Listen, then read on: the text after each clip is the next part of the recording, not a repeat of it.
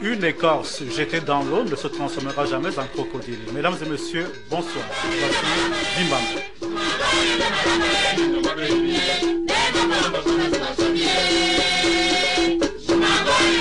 Dimbambe est une production de la CRTV sur la station régionale du littoral avec Joe Superman.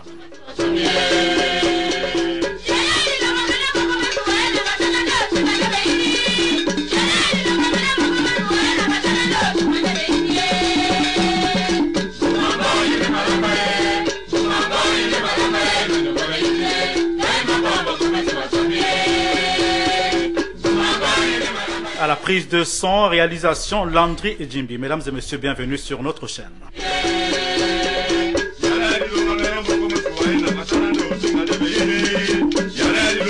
Et dans ce studio, le prince Koumandoumbé III, professeur des universités.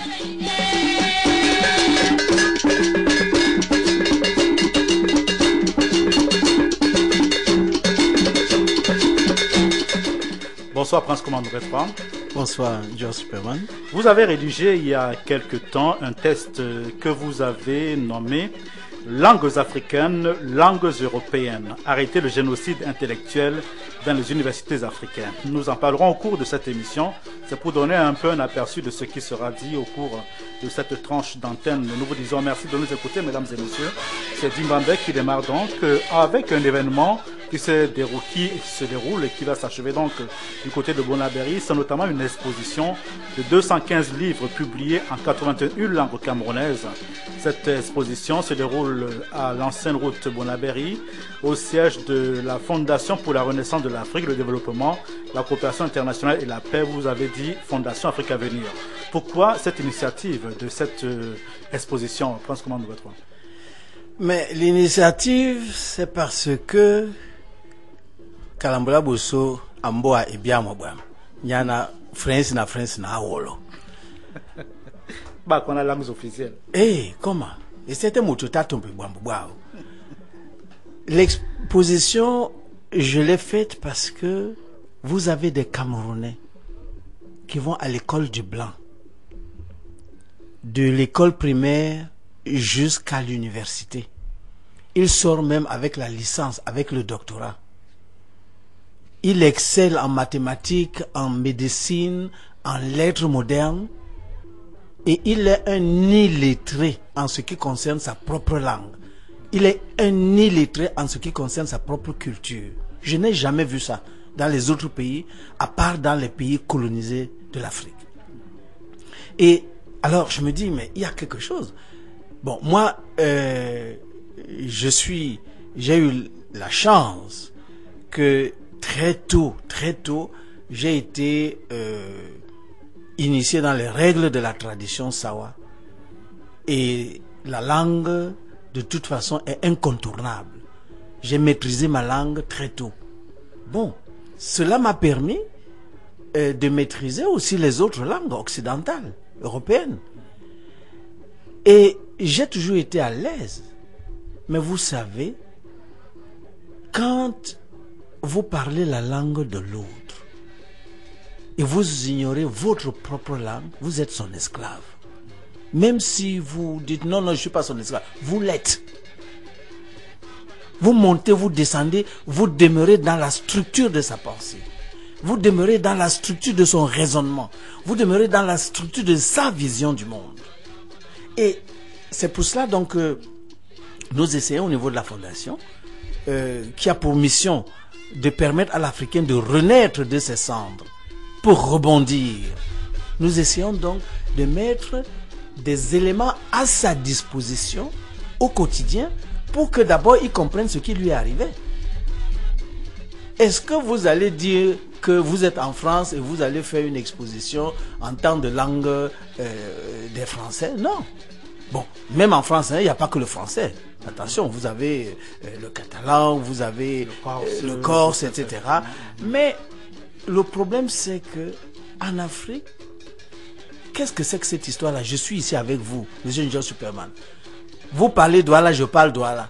Mais on doit faire une émission dans une langue qui n'est pas la nôtre. Il y a quelque chose qui ne va pas. Quand je suis avec un journaliste en Allemagne, est-ce que je fais mon émission en Douala? Hein? On fait l'émission en allemand. Et c'est tout à fait évident. Donc les Africains doivent comprendre que ce qu'eux, ils considèrent comme normalité, c'est un scandale. Et c'est une anomalie. Et je le dis parce que je suis professeur d'université, j'enseigne dans plusieurs pays. Je le dis donc vraiment avec beaucoup d'autorité. Il ne faut pas continuer, c'est-à-dire à faire comme si nous étions, on nous appelle quoi, comme des bilingues, hein? On est bilingues. Par rapport aux langues officielles. C'est quoi ça? Français, moi, je suis anglais. pas bilingue, moi. Moi, je suis multilingue, comme tout bon Africain. Et vous savez, moi, quand je voyais, quand j'étais encore enfant, jeune ici, mais quoi? On affecte quelqu'un à Marois. Quand la famille rentre, ces doigts-là, Foufoulde, on appelle, ton oncle, on l'envoie à Ebolova. Mais tu es sûr que 4 ans, 5 ans, quand la famille, tu vas voir la famille là-bas, mais la femme va au marché et pas le boulot. Hein? Aujourd'hui, on nous a mis dans des espèces de micro-nationalisme identitaire qui font que tu dis que non, oh, moi je suis Banganté, hein, quoi, je vais parler le Douala, pourtant tu es né à Douala. Tu habites Douala, tu as grandi à Douala. Non, tu ne vas pas parce que toi tu es Banganté. Ou bien tu es Douala, on t'envoie à Bafoussam, tu dis hey, quoi, la langue de Bamileke, moi je vais parler ça. C'est-à-dire que nous sommes dans une structure suicidaire et de génocide. Et c'est pour ça que je dis que non, il faut arrêter le génocide intellectuel et spirituel des peuples africains. Mais professeur Prince Command Bertrand, je voudrais quand même rétorquer en disant est-ce qu'il aurait été possible de communiquer dans un pays comme le nôtre, une nation comme le Cameroun, avec essentiellement nos langues nationales, quand on sait que nous comptons pratiquement de 200 langues donc ça veut dire qu'il a fallu attendre les Français pour que nous puissions communiquer entre nous. Le Cameroun a commencé avec les Français, le Cameroun a commencé avec les Allemands, le Cameroun a toujours existé. Nous avons toujours communiqué entre nous. On n'a pas attendu les Blancs pour communiquer entre nous. Donc on arrête de dire ce genre de choses. Est-ce que nous avons... Mais quand même, c'est nous qui sommes déformés là, nous, aujourd'hui, qui avons besoin du français. Parce qu'effectivement, au lieu d'être multilingue dans un petit canevas de deux langues. De deux langues au trop, sinon une seule. En réalité, on nous appauvrit. Oh, l'Africain, par définition, c'est quelqu'un qui est multilingue parce que quand vous regardez la carte linguistique du monde, l'Afrique à elle seule a plus de 30% des langues qui sont parlées dans le monde. Donc c'est une richesse absolument incroyable et nous sommes nés là-dedans depuis la nuit des temps. Donc moi je cherche parfois dans ma tête quel est même le Camerounais là qui ne parle qu'une seule langue. C'est difficile à trouver. Et si vous allez, si vous voulez, 30 ans un peu en arrière, nos parents, etc., parlaient encore plus de langues que cela. Donc on n'a pas attendu les Européens pour communiquer. Il faut arrêter cette histoire. Et c'est ce qui a d'ailleurs valu qu'il y ait donnant, par exemple, Douala au nord ou à l'ouest ou le reste. Des échanges qui renforçaient une amitié d'ailleurs. Absolument. Mais parce que la langue, c'est la clé d'accès à l'autre. Et si les Camerounais aujourd'hui sont dans leur structure tribale là, c'est parce que tu rencontres, toi le Douala, tu vas rencontrer une fille boulou. Mais au lieu que tu essaies d'apprendre le boulou ou qu'elle apprenne le Douala, vous devez communiquer en français. Pour mieux pénétrer son environnement. Mais alors, vous devenez des étrangers. Vous croyez que vous, avec votre Douala là, vous allez entrer dans la société boulou vraiment? Mais quand vous allez parler boulou, mais vraiment les portes vous sont ouvertes. Alors il faut que les Camerounais se réveillent. Moi je dis bien qu'ils se réveillent parce que nous avons une richesse absolument incroyable. La langue, c'est une richesse absolument incroyable. Et puis, vous savez, je prenais l'exemple entre un Douala et une femme boulou. Mais vous savez que quand le Douala va parler son Douala ou la femme boulou va parler son boulou, vous vous reconnaissez parce que c'est les structures, les mêmes structures, c'est la même culture, c'est la même vision du monde. Mais quand maintenant vous devez commencer à converser en français, ce n'est plus la même chose. Hein? Ce n'est plus les mêmes valeurs qui sont véhiculées. Ce n'est plus les mêmes structures mentales qui sont véhiculées. Et vous restez, vous les deux Camerounais là, vous maintenant naviguez dans des structures qui ne sont pas les vôtres. Et vous allez avoir des problèmes pour vous comprendre. Je vais vous donner un exemple tout simple.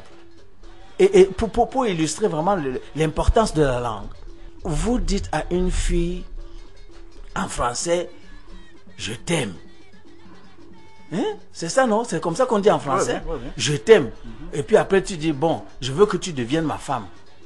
Dans la structure française, c'est clair. Hein? C'est cette fille-là, cet individu-là que tu aimes. Et tu veux avoir cette fille-là comme ta femme. Point. Mais tandis que quand tu vas commencer à parler dans ta langue, Natondiwa, Napla Bawa, Napla Bawa, ça ne veut pas seulement dire toi, la fille là que je veux épouser. Mais en réalité, ça veut dire que, mais ouvre-moi la porte, je veux, ta famille là, elle est où? Je veux connaître ta famille là, je veux aller demander à ta famille, et puis il faut que je dise à ma famille, c'est une autre structure. Effectivement, c'est le mariage entre deux familles maintenant, au moins. Voilà, il y a les deux Sinon, familles. deux clans. Voilà. Tandis qu'en français, c'est clair, hein, je t'aime, je t'aime. Hein? Donc, ça dit que ce n'est pas seulement un problème de nostalgie, qu'il faut rentrer en arrière. Il faut que nous puissions c'est-à-dire renaître, être de nous, à nouveau nous-mêmes. Et comme ça, vous allez voir que vous serez plus proche de la fille Boulou ou de la fille Foufoulde, vous le doigt là, que de la fille française. Mais quand vous maintenant, vous prenez la structure des autres qui est véhiculée par leur langue, mais vous avez des problèmes même à l'intérieur de chez vous. Pourquoi encore aller donner la dot? La dot, c'est quoi? On connaît ça en français. Mais quelles sont les structures que nous avons encore, que nous pouvons peut-être mettre en place pour reconquérir ce qui peut l'être? Mais les structures que nous avons en place, heureusement que nos langues ne sont pas des langues mortes. Ce sont des langues bien vivantes, qui sont là, qui se défendent. Il faut seulement que qui se métamorphosent également. Qui se métamorphosent. Qui prennent des néologismes également. Bien sûr, c'est tout à fait normal. Donc, ce sont des langues vivantes, des langues qui se développent. Ce sont des langues qui peuvent exprimer les mathématiques. Ce sont des langues qui peuvent exprimer la science. Il faut donc que les structures de l'État se saisissent de cette histoire-là et rendent au Camerounais son âme profonde. Son droit le plus fondamental, c'est de s'exprimer dans sa langue. On nous retarde, je dis bien qu'on nous retarde avec les langues étrangères. Comme ces langues entrent déjà dans le cadre des institutions nationales, tout à côté, qu'est-ce qu'on peut peut-être essayer de faire? Non, mais il faut d'abord que, moi je dis bien, il faut que moi j'ai dit qu'il faut arrêter le génocide. Il faut arrêter le génocide intellectuel dans nos écoles et dans nos universités. C'est un génocide, hein? Parce que il faut voir le massacre des enfants qui n'arrivent même pas à avoir le CEP, tout simplement parce que ils sont scolarisés dans une langue qui n'est pas du tout la langue de leur environnement. Donc, moi, je dis qu'il faut arrêter ça. Et puis, je vais vous donner quelques chiffres, hein, Monsieur John Superman. Je vais vous donner quelques chiffres parce que on croit que c'est une histoire de... Non, vraiment, les gens là, c'est une histoire idéologique. Je vais vous donner des chiffres. Je vais prendre deux exemples de ce qu'on a pu constater au Burkina Faso et au Mali. Parce que là-bas aussi, ils ont compris qu'il y a un problème. Et ils ont commencé à introduire maintenant, à faire à ce que l'enfant est scolarisé dans sa langue maternelle. Ils ont choisi soit 8, soit 11 langues. Et l'enfant doit entrer dans sa... Par exemple, si c'était à Douala, l'enfant va entrer, il va commencer son cursus scolaire en Douala. Et on a compris ceci. Un enfant au Burkina Faso qui fait son cursus scolaire dans sa langue, l'État dépense, prenez bien un crayon, l'État dépense 455 388 francs CFA pour tout le cursus. Parce que ça, c'est dans la langue maternelle que l'enfant est scolarisé jusqu'au CEP. Et quand je dis ça, ça veut pas dire qu'il ne va pas faire le français. Il fait le français peut-être en deuxième année ou en troisième année. Bon. Mais l'enfant qui commence maintenant l'école dès la première année en français, jusqu'à ce qu'il obtienne son CEP au Burkina Faso, j'ai dit bien, prenez votre crayon, on dépense 3 879 396 francs CFA. Qu'est-ce que cela veut dire? Je dis bien 3 879 396 francs CFA. Pour l'enfant qui commence l'école avec le français pour qu'il obtienne le CEP. Ça veut dire en réalité quoi? Ça veut dire que puisque vous obligez les gens à parler français dès la première année, vous traumatisez l'enfant. Vous payez 8 fois et demi en argent ce que vous dépensez pour l'enfant qui est scolarisé dans sa propre langue. Et attention, l'enfant qui est scolarisé dans sa propre langue, non seulement obtient plus facilement le CEP, mais il est même meilleur en français que l'enfant qui est scolarisé en CEP dès le départ. Alors quel est ce gâchis-là? Ce n'est pas un problème idéologique, c'est un problème purement économique. C'est un gâchis économique. Parce que c'est les parents qui dépensent cet argent, c'est l'État qui investit, qui paye les maîtres, qui construit les écoles, etc. Donc pourquoi est-ce que l'État doit dépenser 8 fois et demi plus pour former un enfant jusqu'au CEP? Quand même. Et on dit que l'on est des pays pauvres ou en voie de quoi là? De développement. Et c'est nous qui faisons des gâchis comme ça parce qu'il y a des gens qui nous disent qu'on doit parler leur langue. Il y a un problème. Bon, ça, je vous ai dit, prenez votre crayon. Je vais vous donner l'exemple du Mali. Actuellement, en mathématiques, ils ont ce qu'ils appellent aussi donc l'école classique, n'est-ce pas, où on commence le français dès la base. Et maintenant, ce qu'ils appellent la pédagogie convergente, c'est-à-dire que vous commencez avec votre langue maternelle et puis petit à petit, vous apprenez aussi le français, etc. Et on a constaté que les enfants, par exemple, en mathématiques, réussissent à 44% dans l'école classique, mais à 52,8% dans l'école de la pédagogie convergente. Bon. Ou bien, même en français, hein, même en français, les gars sont meilleurs, comme je vous disais tout à l'heure. Là, les chiffres, c'est 44% et 42% seulement pour l'école classique. Mais maintenant, ce qui nous intéresse, c'est la fin pour aller en classe de 6e. En 1998, les enfants qui ont commencé dans la langue maternelle réussissent à 72% pour aller en 6e, tandis que les enfants qui ont commencé avec le français là ne réussissent qu'à 48%. Bon. Je dis que ce sont des chiffres, hein, et ça, ce sont des chiffres officiels qui ont été faits. Bon. Et si je prends l'année 1999, c'est à peu près la même chose. En 1999, 79% des enfants qui ont commencé avec leur langue franchissent le cap pour aller en 6e. Et en 6e en français, hein, en faisant le concours en français. Tandis que ceux qui ont commencé avec le français n'arrivent même pas à 50%. Alors, les chiffres sont là. Et le Cameroun continue à faire comme si le bilinguisme français-anglais, là, c'est quelque chose de super. Je dis que non, il faut arrêter ça. Il faut corriger la tangente. Il faut corriger. Il faut à la base un certain nombre de structures. Il faut probablement des livres, il faut des enseignants, il faut tout cela. Mais est-ce que cela est faisable, si on peut le dire? Mais pourquoi, si les autres peuvent, est-ce que le Burkina Faso est plus riche que nous? Le Mali, c'est le Mali qui est plus riche que nous? Quand même. Bien sûr, il faut dire que il faut d'abord la volonté politique. Il faut d'abord la volonté politique, c'est-à-dire il faut d'abord l'adhésion, comprendre qu'il y a urgence en la matière pour agir.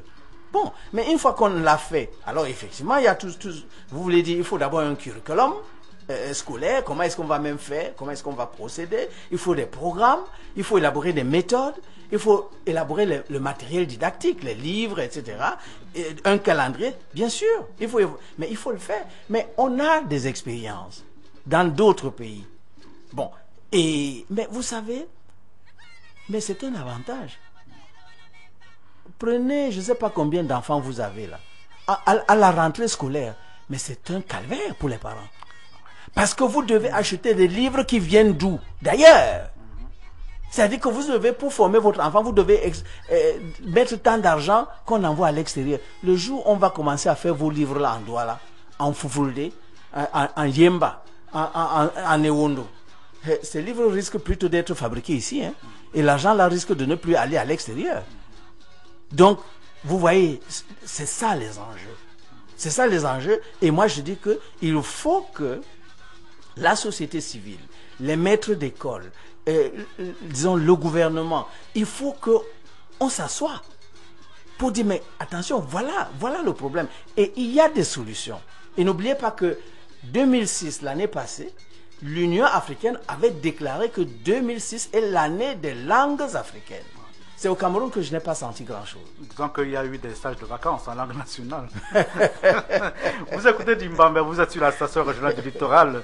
Langues africaines, langues européennes, arrêtez le génocide intellectuel dans les universités africaines. Nous nous y attarderons dans un tout petit instant. Le professeur Prince Commande Bertrand.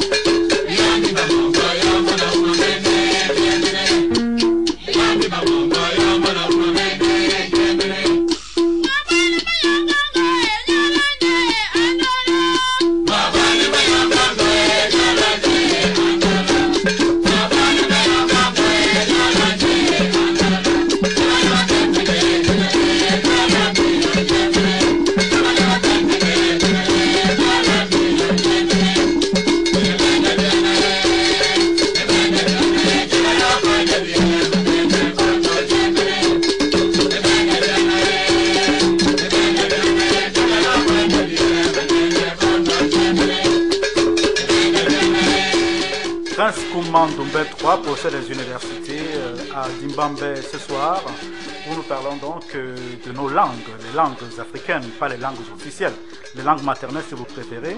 Vous avez intervenu à l'hôtel Hilton sur un thème général, langue, diversité culturelle et paix en Afrique, sur le thème que je disais tantôt, que je vais rappeler, langues africaines, langues européennes, arrêter le génocide intellectuel dans les universités africaines. Vous avez commencé à en parler là. Je voudrais que nous arrêtions sur un certain nombre de chapitres que vous avez donc développés. Commençons donc par celui-ci, langue, héritage scientifique et articulation de la pensée.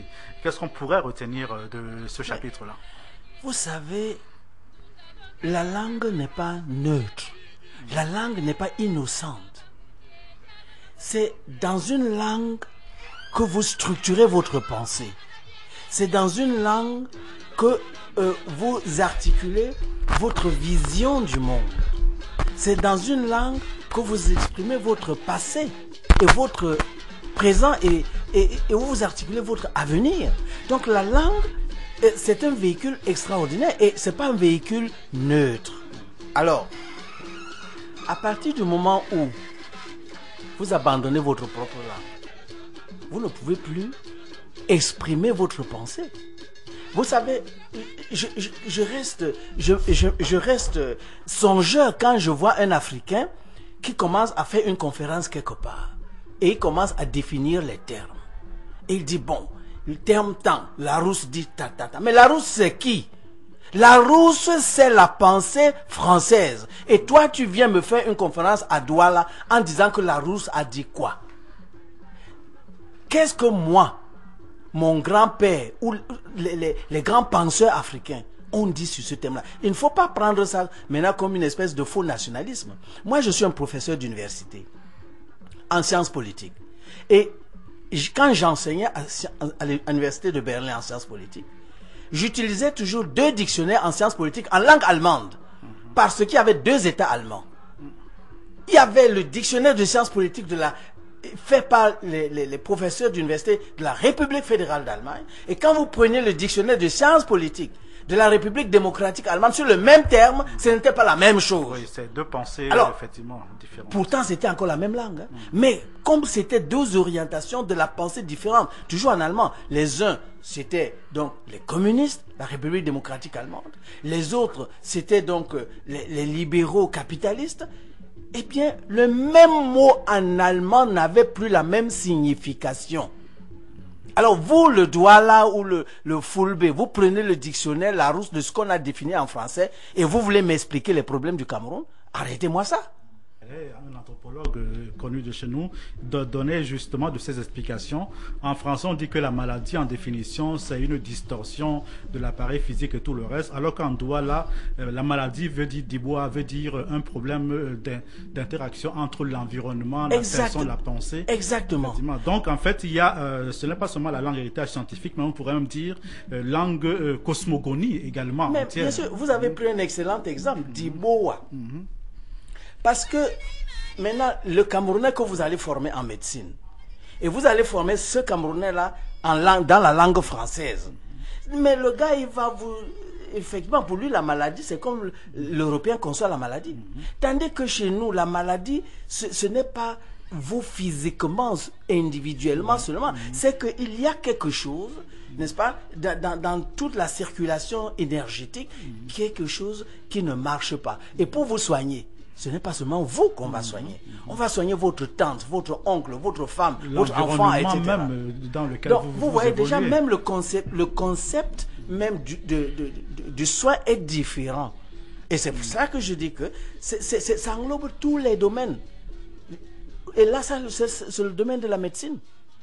Et vous voyez, moi, le président de la Chine, n'est-ce pas, va rendre visite au Cameroun ce mardi. Mais il faut dire pourquoi est-ce que ces gens-là sont devenus forts comme ça, les Chinois? Pourquoi?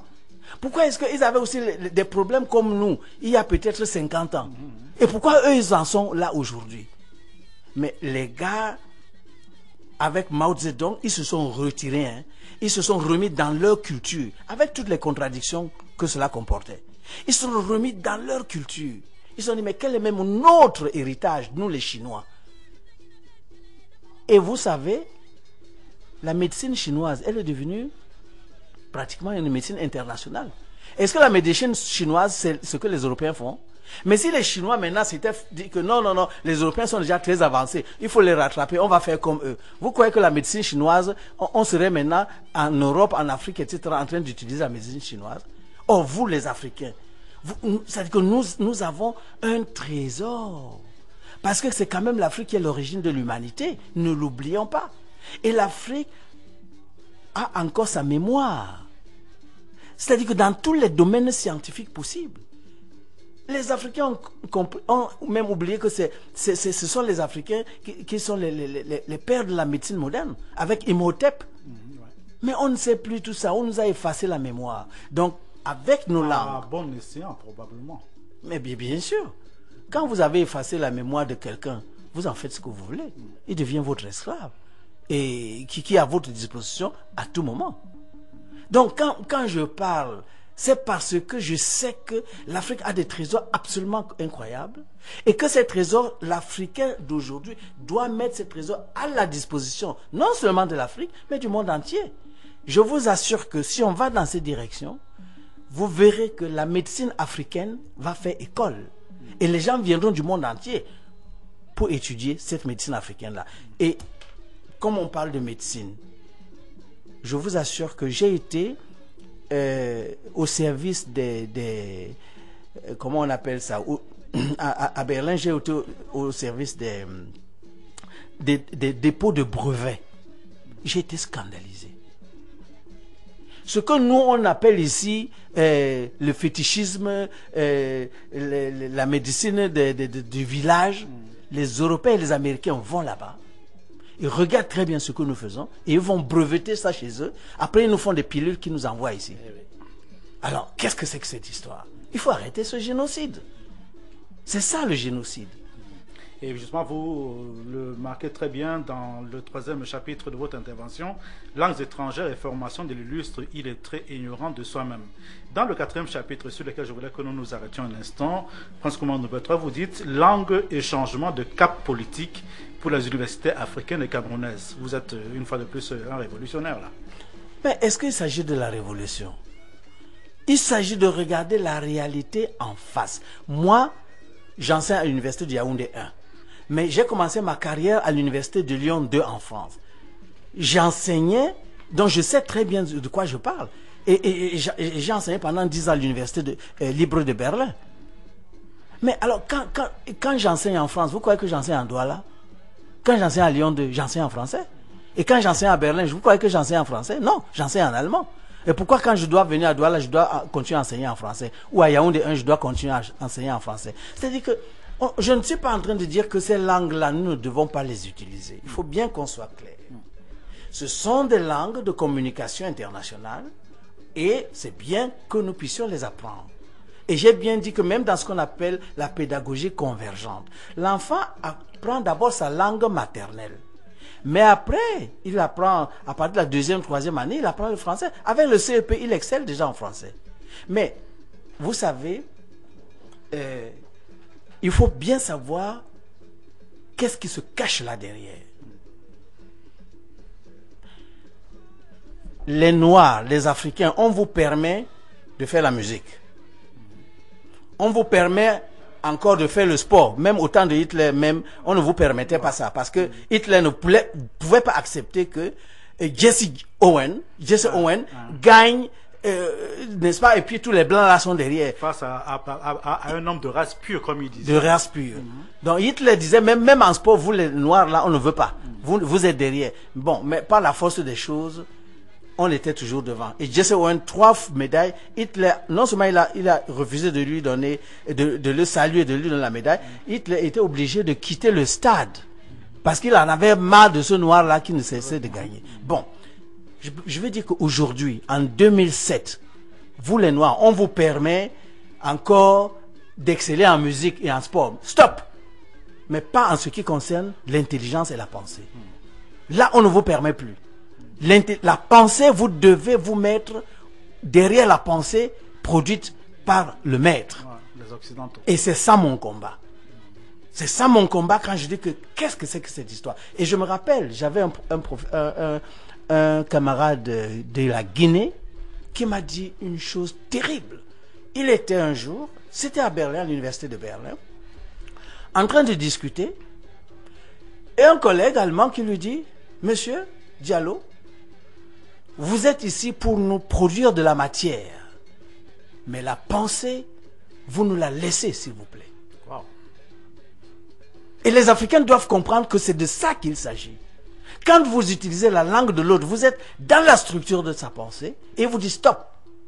Vous devez seulement reproduire ce que moi, de la matière, je fais, mais pas que c'est vous maintenant qui allez diriger cette pensée.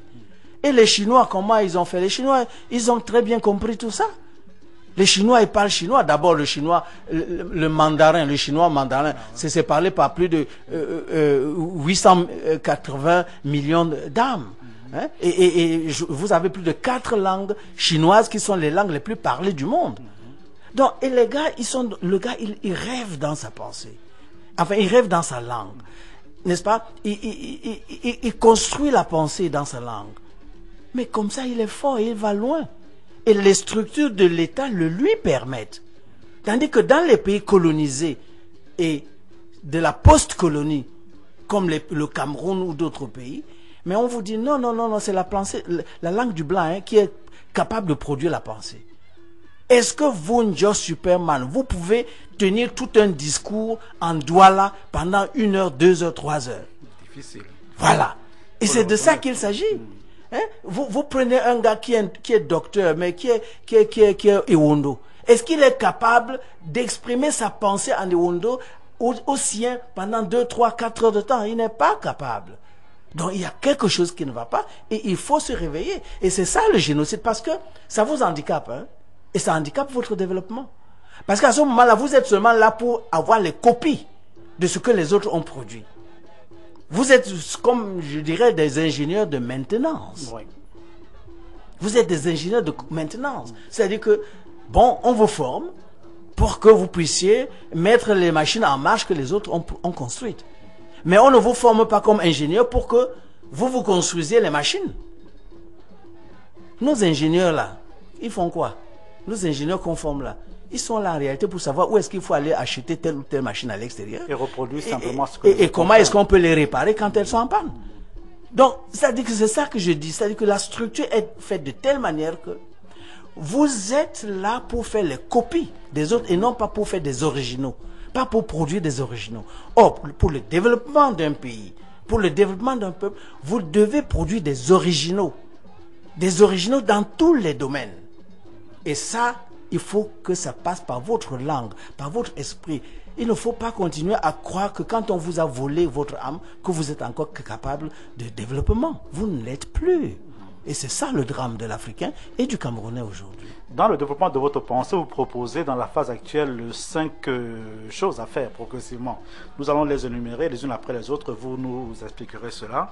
1. Les étudiants des départements de français, d'anglais, d'allemand, d'espagnol, d'italien ou d'autres langues étrangères intégreront obligatoirement dans leur cursus les unités de valeur de langues et littératures en langues africaines. Le but serait d'aider ces étudiants à lire, écrire et maîtriser au moins une langue africaine, à découvrir la littérature en langue africaine, même si celle-ci n'est pas nécessairement la langue locale de l'étudiant. Il s'agit de faire marche arrière, là. Mais quelle marche arrière? Aller au départ, je sais pas moi, à l'université de Yaoundé 1 ou à l'université de Douala ou à l'université de Jean, vous trouverez le scandale.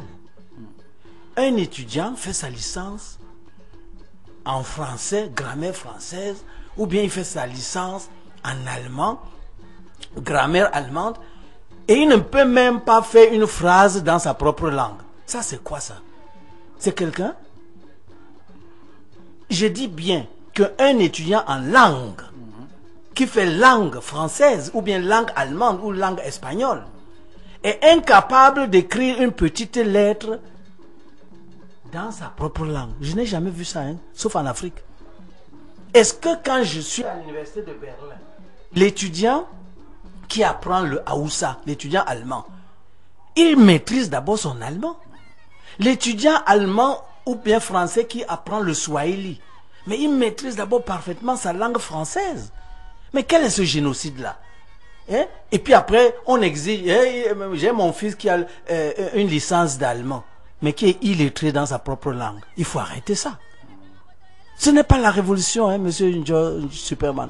Ce n'est pas la révolution. Je dis que comment? Quand on voit un génocide pareil, il faut dire ça haut et fort et dire qu'il faut arrêter le génocide. Nous avons besoin de notre pays, de développer notre pays. Cet étudiant-là, n'est-ce pas, qui est un étudiant de langue, il connaît la littérature allemande parce qu'il est germaniste. Hein?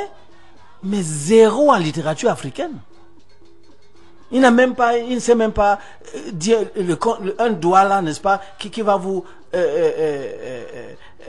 chanter les Minnesing ou bien faire une dissertation sur les Minnesing allemands. N'a même jamais entendu le conte de Jekyll Njamba et non. C'est quoi ça? Et on va nous dire que c'est un spécialiste de littérature. Il ne faut pas que les étrangers continuent, n'est-ce pas, à nous manipuler jusqu'à ce que nous perdions notre âme et que nous soyons même fiers d'avoir perdu notre âme. Il faut arrêter ça. Parce que c'est ça qui nous met et qui nous condamne dans le sous-développement. En dehors des étudiants, vous parlez également de la formation programmée accélérée d'enseignants de langues africaines. Mais puisqu'on ne peut pas faire tout cela sans enseignants. Et ce que l'avenir du Cameroun et de beaucoup de pays africains, les Maliens, les Burkinabés, eux, ils ont déjà commencé. Mais quand on va parler, écoutez, vous êtes au Cameroun, on parle des enseignants de langue. Admettons que vous avez maintenant une réunion. On dit que bon, les enseignants de langue vont se réunir. Vous allez avoir les enseignants de français, d'anglais, d'espagnol, d'allemand qui vont se réunir. Et les langues camerounaises sont où? Absentes. C'est quoi ça? Donc il faut former des enseignants. Ça veut dire que il faut que dans les départements de langues africaines, ces départements deviennent de vrais départements. qui forment des professeurs qui vont enseigner ces langues. Et ça va donner de l'emploi, hein. Ça va donner de l'emploi, mais de l'emploi utile. De l'emploi utile. Parce que souvent, je vais vous dire, les départements de langues africaines que nous avons dans nos universités ici, hein, c'est les mauvaises copies des départements de langues africaines de l'Occident. Parce que là-bas, ils ont des petites unités pour apprendre les langues africaines. En réalité, c'est pour faire l'ethnologie, etc. Ouais. Et c'est ça qu'on a transporté chez nous. Or, les langues africaines, pardon, les départements de langues africaines devraient être les départements les plus importants. Parce qu'ils vont former des gens pour apprendre les différentes langues, mais ils vont aussi former des gens, par exemple, pour aller enseigner les langues dans les facultés de médecine, dans les facultés de pharmacie. La pharmacopée africaine, c'est-à-dire il faudra qu'on les forme pour qu'ils maîtrisent tous ces termes-là. Mais moi, vous savez, monsieur John Superman, les pharmaciens chez nous, les pharmaciens camerounais, moi je les vois là. Ils sont en réalité là seulement pour importer les médicaments que les autres ont produits. Mais on devrait former les pharmaciens africains et camerounais de telle manière que toutes nos plantes là, ils synthétisent ça, ils nous mettent ça dans les pharmacies. Nous avons des naturopathes. Mais oui, mais les naturopathes, ils n'ont pas accès à l'université. Ils n'ont pas accès aux structures officielles. On les met tous dans le cas des praticiens. C'est-à-dire qu'on les met dans l'informel pour qu'ils ne progressent pas. Et c'est ça qu'il faut dire non. Donc, ça veut dire que quand vous avez le paludisme, vos enfants, il faut envoyer l'argent, n'est-ce pas, en Europe. C'est-à-dire vous devez payer les médicaments. Tandis que ce soit le polo, les massépou, tout ça que nous on utilisait dans l'enfance, on n'a pas développé pour en faire des médicaments qu'on peut très bien utiliser à des prix ridicules. Pourtant, il y a effectivement des maladies comme la jaunisse par exemple, qui ne sont pas traitées en Europe, mais qui sont traitées chez nous. Alors moi je vous demande, est-ce qu'à la faculté de médecine de Yaoundé, ou maintenant de Douala, on apprend aux étudiants comment on soigne la jaunisse par nos méthodes? On ne va pas leur apprendre ça. On va leur apprendre de telle manière qu'ils vous prescrivent les médicaments qu'on doit importer d'Europe. Donc vous voyez, le problème de la langue, ce n'est pas seulement un petit problème de nostalgie. C'est un problème politique de très très haut niveau. Fondamental. Fondamental. Mais je dirais que vous êtes professeur d'université, peut-être que vous restez très en haut, mais il y a la base. Il y a dans le noyau de la famille des gens, dans les villages, il faudrait peut-être commencer déjà à revoir sur le plan de la conscience, sur le plan des connaissances, effectivement. À la maison, déjà, les enfants ne parlent pas leur langue avec les parents. Dans les villages, les chefs de village n'ont pas de structure peut-être pour remettre les gens à l'œuvre, comme on dit. Vous parlez de l'université. Vous savez, il y a beaucoup de choses. C'est-à-dire que l'Africain, on a tellement cassé, brimé l'Africain. Même quand vous dites le chef de village n'est plus un vrai chef. Parce que depuis la colonisation, on a fait un auxiliaire de l'administration. Et non plus celui qui puise sa force vraiment dans la population et, si vous voulez, vivante et dans les ancêtres. Donc, souvent même, il n'a même plus les moyens, il n'a même plus la connaissance. Donc, je dis que c'est un problème national. C'est un problème national. Il faut que ces structures-là, effectivement, on peut les renforcer. Parce que vous savez, chacun a toujours son village. L'Africain a toujours son village. Jusqu'au dernier jour, on le ramène au village. Donc, et c'est ça l'avantage de l'Afrique, c'est que les choses en réalité sont encore là. Il suffit de regarder, les choses sont encore là. Donc, il faut que l'État moderne nous aide à restructurer tout cela. Ça, c'est pour le bonheur de la nation. Donc, pourquoi est-ce que les parents interdisent aux enfants, ne parle pas le patois. Le patois. Ta langue, c'est le patois. La langue du blanc, c'est la langue. Toi-même, tu dévalorises déjà ça. Tu dois, non, c'est une langue vernaculaire. C'est ça ta langue africaine. Et c'est toi l'Africain qui le dit. Parce qu'on t'a enseigné que toi-même, tu ne vaux rien. Donc, c'est pour ça qu'il faut arrêter ça. Et les parents se disent que non, mon enfant doit faire le CEP, il doit faire le brevet, il doit faire le bac, il faut qu'il soit fort en français ou en anglais. Je comprends le parent. C'est pour ça que je dis que ce n'est pas seulement un problème individuel des parents. C'est un problème de la structure, c'est un problème politique. Et il faut résoudre ce problème. Et vraiment, j'interpelle nos collègues et nos compatriotes qui ont le pouvoir de décision dans ce pays, de se réveiller, de prendre ce problème au sérieux pour aider notre population à avancer et le Camerounais à retrouver son âme. Le Fulbe de Marois n'est-ce pas, et le Douala de Douala vont se comprendre plus rapidement dans leur langue, en parlant leur langue, que s'ils communiquent en français. Merci Prince Koumane Noubet III d'être venu à notre micro. Criot et fort, ce qui devient comme un leitmotiv pour vous. Langues africaines, langues européennes, arrêtez le génocide intellectuel dans les universités africaines. Merci. C'est moi qui vous remercie. Et bonne soirée aux auditeurs. Merci.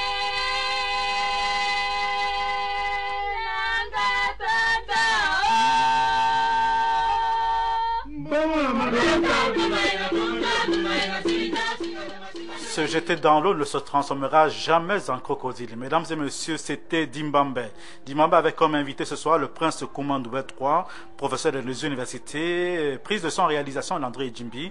Présentation du Superman. Mesdames et messieurs, merci de nous avoir suivis. N'oubliez pas, vous êtes sur la station régionale du littoral. Passez une bonne soirée. Au revoir.